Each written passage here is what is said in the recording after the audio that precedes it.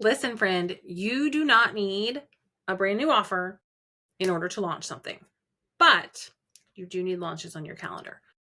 And you do need to sometimes pause before that launch. So we're going to dive into that today. And I'm going to be totally transparent. I have like 10 minutes to record this episode. So it's going to be a quick one. I got to go get the kiddo from golf camp and get to a doctor's appointment. So we're going to talk about why launching strategically is very helpful for your social media marketing and what a launch actually is. So, a launch is really what I would call a campaign. Oftentimes, a launch is a new thing, like you are launching a new thing into the world, a new offer, a new resource, a new freebie, whatever it is, a new product. But a launch can also be what you would maybe call a campaign, where it is a visibility campaign with purpose. We have specific content or a specific topic that we're talking about. We have a specific product or offer or service that we're working towards. And we create content that takes the customer on a journey through awareness, nurture, and conversion. And oftentimes, if it's like a service or a higher ticket product, that launch starts off with a mini launch of a free resource or a lower ticket service. And what's cool about launches after your offer suite is really like nailed down and you're like, these are my services, these are my products, this is what I'm selling. We can create a roadmap for the entire year of when are we going to talk about specific offers so that we can create a content plan that is easier to follow. And I know it feels like, oh my gosh, I can't map out the entire year. Sometimes just mapping it out is enough to spur some ideas and you don't end up using the plan that you thought you were going to use, but you come up with an even better and newer plan.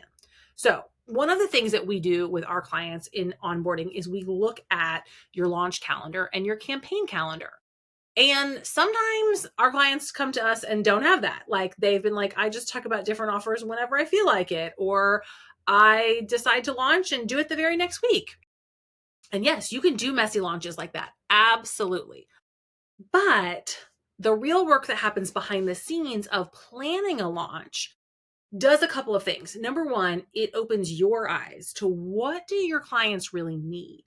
What content do they need to hear from you in order to make that decision to say yes?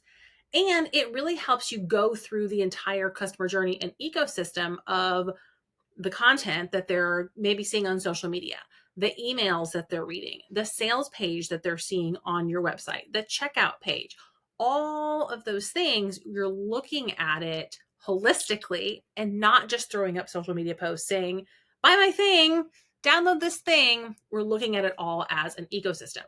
And it's a lot of work. To be totally transparent, I had planned on relaunching the agency in July. And I relaunched the podcast in June, finished up that podcast launch, which was a lot of work, to be fair, and was like, okay, here's the to-do list for relaunching the agency. And was like, Ruthie, you are out of your freaking mind if you think you were going to get all this work done in 3 or 4 weeks.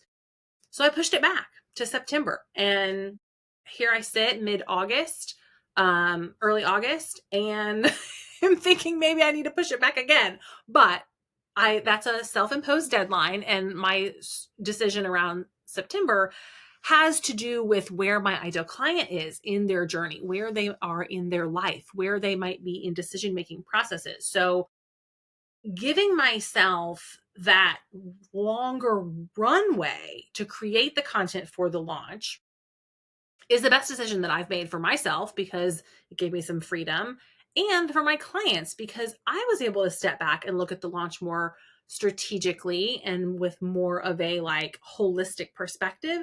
And so now I'm supporting my clients with that same kind of guidance and perspective. So here's the thing about launches and funnels and why we think about all this stuff is if your funnel isn't ready, your content has nowhere to go.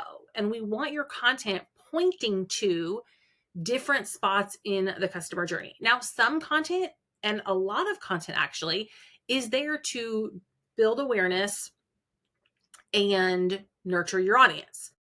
But we need to know that as we're building out our content of, again, what are our business goals in this quarter, in this month, in this week with this post, that all lead back to the bigger business goal of whatever we are campaigning around in this window.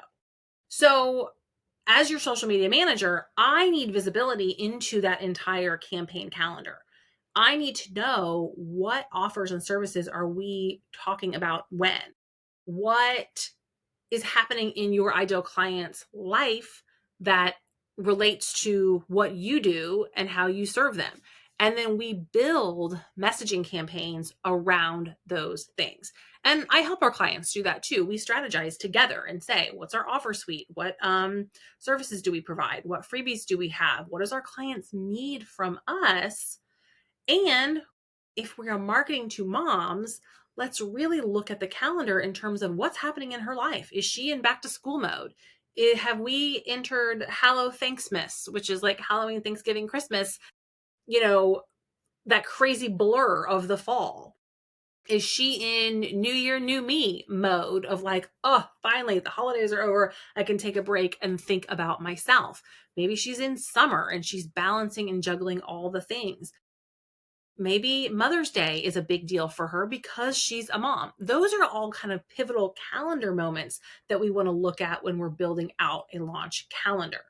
So when it comes to launch content, what I want you to take away from this podcast is, yes, it's a lot of work to create and build a launch or a campaign, but yes, it's incredibly important and effective in making sure that the content we put out into the world has a job and is pointing to the next step in the customer journey, and that all of those steps are built out. So whether you're launching something new, you're bringing back a signature offer, we want to make sure that you have a clear, connected plan in your entire content ecosystem, whether that's podcasts, blogs, email newsletters, LinkedIn posts, Instagram posts, reels, stories, all of those things. And if you're like, oh my God, you are blowing my mind, Ruthie. Okay, here's the good news. We have time. We have time and we can help you. I can take some of this stuff off of your to-do list. And so if you have been thinking about bringing on a strategic partner for social media support, maybe it's time to bring on one that does more than just social media and can actually help you plan all of this stuff out. And we'll be opening up spots in the corner office, which is our new name for the agency, this fall. So stay tuned for that. And if you have questions about launching or campaigns or calendar planning, no joke, this is like my favorite thing in the whole wide world. When I worked in corporate and we would plan 12, sometimes even 18 months in advance, I used to say that I wished my office was like wallpapered in dry erase calendars, because I love nothing more than to get out a big old calendar and start plugging in dates and figuring out campaign themes and how they're going to work and how one campaign plays into the next campaign and how all of this works within the customer's like decision-making cycles. So I totally nerd out on this stuff, and you can find me on Instagram over at The Consistency Corner if you have questions about that, and let's kind of talk through it. I'm happy to brainstorm in the DMs, but thank you for being here. And I think I hit my time limit. I'm like under 1 minute of what I needed to do to get this podcast done, to get out the door and get some of the mom stuff done on my to-do list. So thanks for being here. I'll see you next week.